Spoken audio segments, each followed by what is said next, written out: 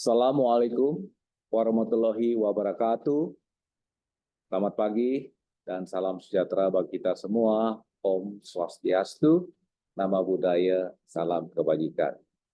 Adik-adik mahasiswa pajak yang saya kasihi, kita lanjutkan perkuliahan manajemen perpajakan dan kali ini kita akan membahas mengenai PPh Badan. Dalam mata kuliah manajemen perpajakan, kita tidak mempelajari bagaimana menghindari mengelak pajak ya dari kewajiban, tapi lebih kepada bagaimana kita dapat menjalankan kewajiban di bidang perpajakan sesuai dengan peraturan perundang-undangan perpajakan yang berlaku, sehingga terhindar dari pengenaan sanksi perpajakan. Itu adalah esensi dari mata kuliah manajemen perpajakan. Jadi sangat bertentangan sekali kalau adik-adik mahasiswa pajak ingin mempelajari bagaimana menghindari pajak dengan cara-cara yang tidak benar. Ya, itu bukan esensi dari manajemen perpajakan, tetapi bagaimana wajib pajak dapat memenuhi kewajiban perpajakannya maupun menjalankan haknya di bidang perpajakan sesuai dengan ketentuan peraturan perundang-undangan di bidang perpajakan. Banyak para pengajar manajemen perpajakan yang keliru persepsinya, ya, sehingga mengajarkan hal-hal yang bertentangan dari esensi dari mata kuliah manajemen perpajakan. Banyak buku-buku yang publish di masyarakat yang menurut saya itu tidak sesuai dengan kaidah ya esensi dari mata kuliah manajemen perpajakan. Adik-adik mahasiswa pajak yang saya kasihi, sekarang kita akan melihat agenda materi yang akan dibahas dalam topik PPh Badan ini. Pertama, kita akan mendiskusikan, membahas mengenai prinsip dan konsep pajak penghasilan. Kemudian kita lanjutkan dengan jenis penghasilan, kemudian karakter penghasilan, selanjutnya struktur biaya dan beda komersial dan pajak. Ini adalah materi yang akan kita bahas pada sesi mengenai PPh Badan. Slide berikutnya, adik-adik mahasiswa pajak terkait dengan prinsip dan konsep pajak penghasilan yang khususnya dianut dalam PPh, pajak penghasilan baik badan maupun orang pribadi. Pertama ada worldwide income. Worldwide income ini adalah satu konsep pemajakan yang luas, di mana suatu negara atau jurisdiksi memiliki hak pemajakan atas penghasilan yang diterima oleh wajib pajak dalam negerinya atau kita kenal dengan resident taxpayer, itu atas penghasilannya yang diperoleh bukan hanya dari wilayah juridiksinya, tetapi juga dari luar wilayah juridiksinya atau dari luar negeri. Jadi cakupan pemajakan yang luas yang kita sebut dengan worldwide income. Yang berikutnya adalah taxable income and deductibility. Ini kita bicara mengenai income atau penghasilan yang dapat dikenakan pajak dan beban yang dapat dikurangkan terhadap penghasilan tersebut dalam rangka menentukan penghasilan kena pajak. Jadi ini adalah konsep yang diterapkan dalam pajak penghasilan ya untuk menentukan penghasilan-penghasilan mana yang dapat dikenai pajak dan biaya-biaya mana atau pengeluaran-pengeluaran yang mana yang dapat dikurangkan terhadap penghasilan dalam menentukan penghasilan kena pajak. Nah, ini penting karena ada jenis-jenis penghasilan yang dikecualikan dari pengenaan pajak. Nah, ini diatur di dalam ketentuan peraturan perundang-undangan di bidang pajak penghasilan. Dan juga ada biaya-biaya atau pengeluaran-pengeluaran yang tidak boleh dibebankan sebagai pengurang terhadap penghasilan dalam rangka menentukan penghasilan kena pajak. Jadi konsep ini perlu dipahami, ya, taxable income and deductibility. Lanjut berikutnya adalah matching cost against revenue. Ya, di sini bagaimana konsep ini mengajarkan bagaimana menandingkan biaya-biaya terkait dengan penghasilan yang timbul. Jadi tentunya ini ada korelasi hubungan antara biaya yang timbul atau beban pengeluaran yang timbul dikaitkan dalam rangka untuk mendapatkan penghasilan.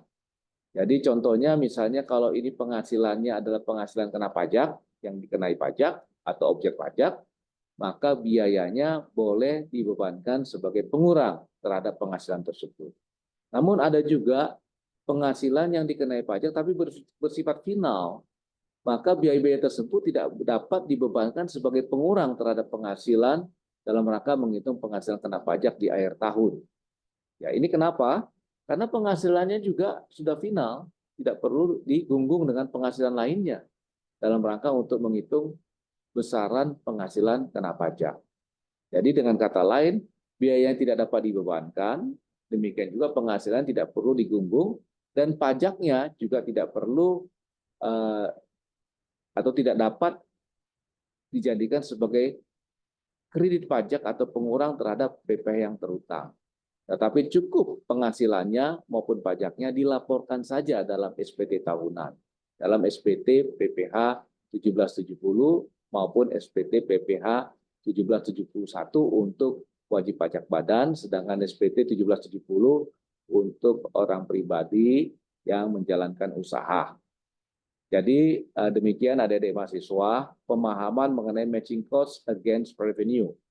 Nah, kemudian berikutnya adalah ketentuan PPH sesuai dengan SAK, kecuali diatur lain. Jadi pada prinsipnya, ketentuan pajak penghasilan itu mengacu kepada standar akuntansi keuangan atau PSAK, kecuali diatur lain. Ya, sehingga dimungkinkan ada beda fiskal dan akuntansi di dalam menentukan penghasilan kena pajak. Perbedaan itu dapat juga bersifat permanen maupun bersifat sementara. Pengecualian lainnya mungkin saja disebabkan oleh perjanjian dan kerjasama internasional, ya, atau mungkin juga diatur di dalam Undang-Undang Pajak Penghasilan untuk menjaga kepentingan negara, misalnya pemberian insentif pajak untuk mengatasi krisis kesehatan COVID-19, kalau adik-adik mahasiswa ingat, dan juga untuk dalam rangka pemulihan ekonomi nasional. Jadi pengecualian penerapan pajak penghasilan berbeda dari standar akuntansi keuangan juga dapat disebabkan oleh hal-hal yang terakhir saya sebutkan. Baik, kita lanjutkan ke slide berikutnya. Adik-adik mahasiswa pajak yang saya kasihi, kita akan melihat membahas mengenai jenis penghasilan. Ya. Ada beberapa jenis-jenis penghasilan. Pertama, penghasilan dari usaha. Penghasilan dari usaha itu ada dari jasa, dagang, manufaktur. Ya, itu adalah berdasarkan usaha. Jadi wajib pajak badan mungkin memperoleh penghasilan dari jasa saja, atau dagang, atau manufaktur. Namun dalam perkembangan ekonomi saat ini, ya, bisa saja satu perusahaan itu memperoleh penghasilan dari jasa dan dagang, ya, atau dagang dan manufaktur, atau ketiga-tiganya. Itu sangat dimungkinkan. Ya. Kemudian yang berikutnya adalah penghasilan dari modal. Penghasilan dari modal ini misalnya dari dividen, atau kita kenal juga penghasilan pasif, passive income. Ya. Itu misalnya dividen. Dividen penghasilan yang timbul yang kita peroleh karena kita melakukan investasi dalam bentuk saham pada perusahaan lain.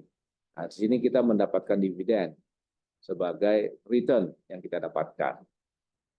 Kemudian yang kedua adalah bunga.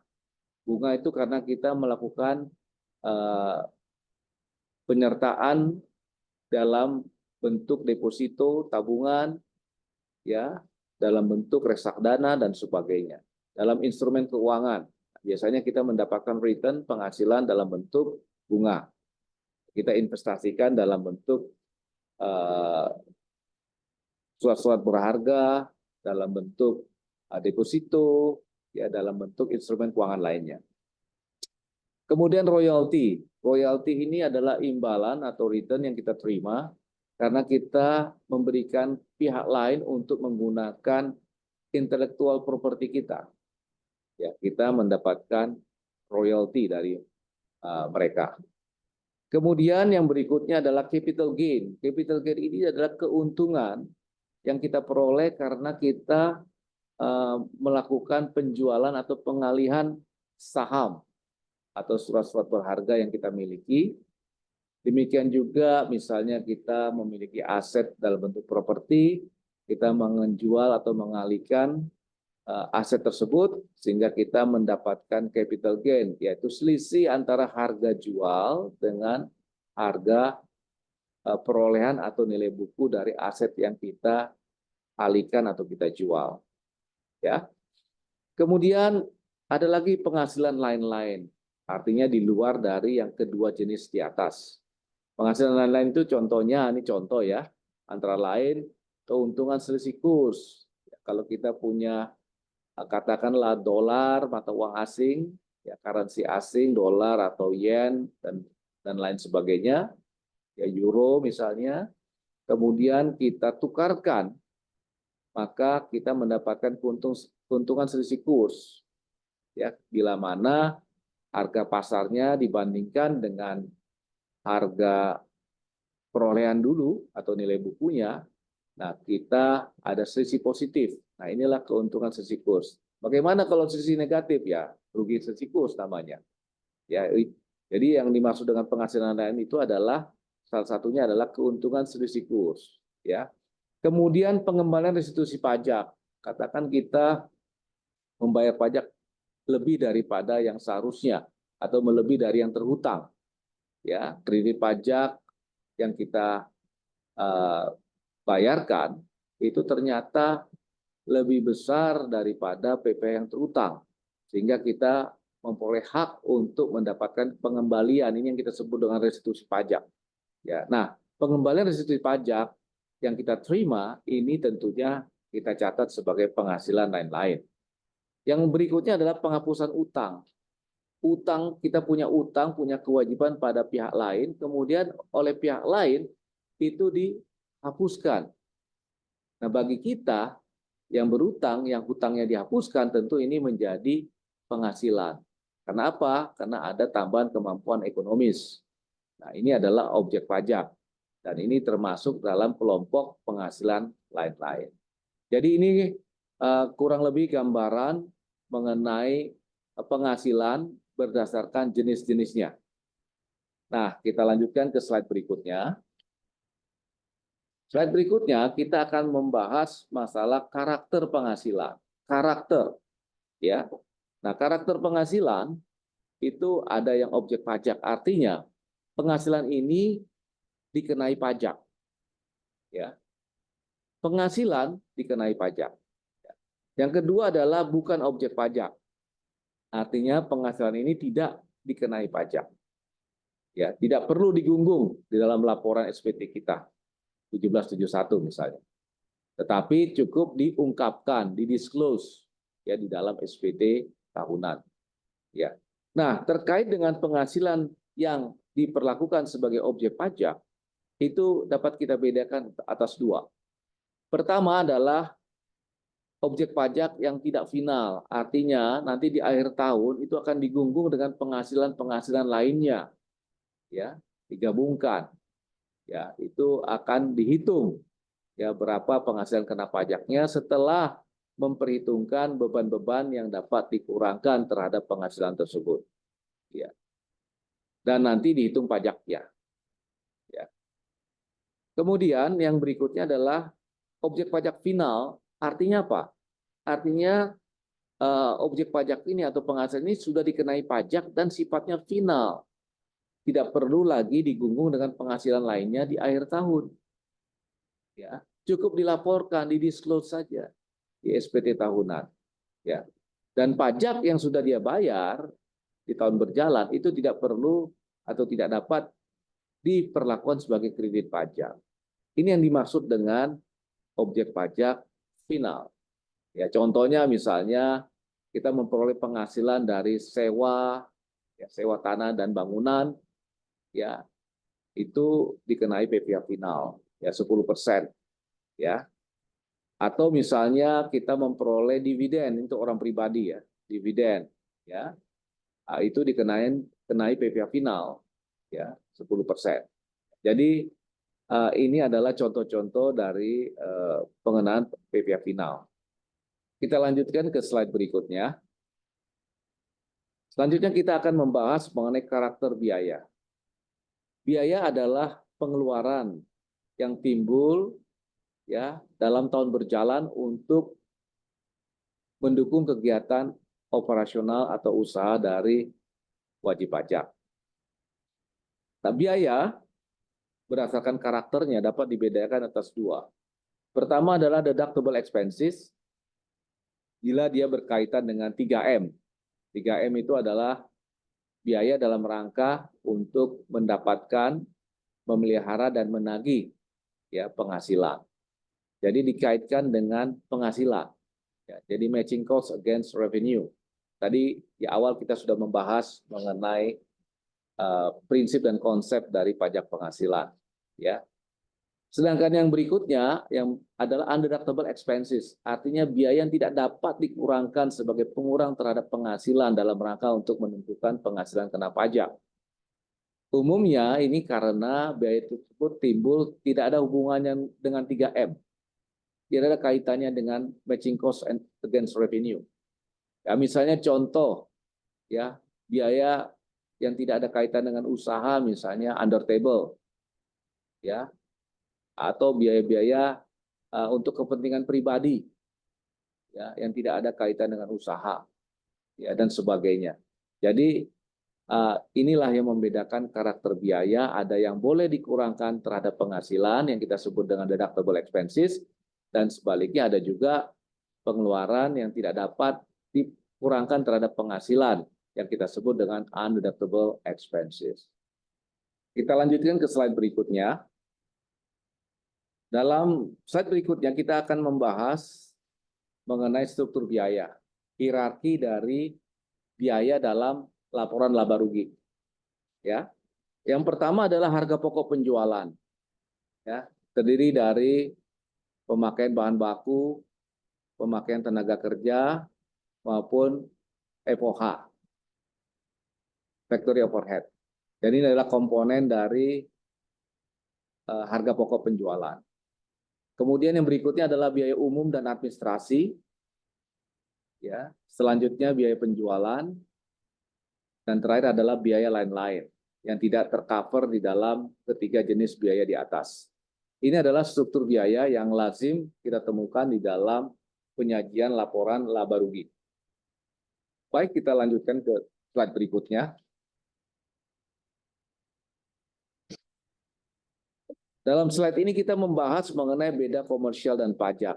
Di awal saya sudah menjelaskan bahwa bisa saja dimungkinkan perlakuan akuntansi dan fiskal pajak itu mungkin saja berbeda atas penghasilan maupun beban atau biaya yang timbul. Ini tadi di awal saya jelaskan mungkin saja disebabkan karena ada kepentingan negara untuk memberikan insentif pajak misalnya, atau memberikan perlakuan khusus kepada sektor usaha tertentu dalam rangka mendorong pertumbuhan berkembangnya sektor usaha tersebut, ya, dan hal-hal lain, ya. Nah, perbedaan komersial dan pajak ini dapat kita bedakan menjadi dua, perbedaan tetap atau permanent difference. Ini adalah perbedaan yang memang sifatnya permanen, ya, antara akuntansi dengan pajak, ya. Misalnya contoh terkait objek pajak final. Jadi dalam regulasi disebutkan jenis-jenis penghasilan yang dikenakan PPh final. Maka nanti di dalam menghitung laba rugi di akhir tahun tentu akan terjadi perbedaan antara fiskal atau pajak dengan komersial, ya. Kemudian yang kedua adalah terkait non objek pajak. Ya, dalam ketentuan peraturan perpajakan mungkin saja ada jenis-jenis penghasilan yang diperlakukan sebagai bukan objek pajak. Contohnya misalnya dividen yang diterima oleh perusahaan, ya, sehubungan dengan penyertaan saham pada perusahaan lain sekurang-kurangnya 25% atau lebih, ya, maka dividen tersebut diperlakukan sebagai bukan objek pajak. Jadi ini menjadi timbul perbedaan dan sifatnya permanen, ya. Demikian juga terkait dengan biaya-biaya atau beban yang timbul, ya, sehubungan untuk mendapatkan, memelihara dan menagih penghasilan yang terkategori sebagai objek pajak final maupun non objek pajak, itu pun tidak dapat dibebankan sebagai biaya, sehingga timbul perbedaan antara akuntansi dengan komersial, ya. Dan banyak lagi yang dapat menyebabkan perbedaan permanen, ya. Yang kedua adalah perbedaan sementara atau timing difference. Perbedaannya hanya masalah waktu. Nanti pada akhirnya, ya, itu akan sama. Ya, contoh mengenai penyusutan dan amortisasi. Ya, perbedaannya hanya beda sementara.